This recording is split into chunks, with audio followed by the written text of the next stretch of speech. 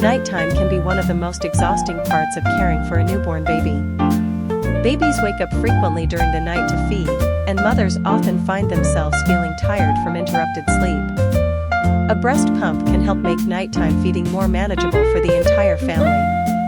By pumping milk earlier in the evening, mothers can store breast milk that can be used for a nighttime feeding. This allows a partner or family member to feed the baby while the mother gets extra rest. Even one additional hour of sleep can make a big difference in a mother's energy level and overall well-being. Nighttime pumping can also help relieve breast fullness before going to sleep. When breasts are overly full, mothers may feel discomfort or pressure. Pumping before bedtime can help maintain comfort and reduce the risk of blocked milk ducts. Some mothers also choose to pump once during the night to maintain their milk supply. Because milk production hormones are often higher at night, a short pumping session can help support continued milk production. With the help of a breast pump, nighttime routines can become more flexible.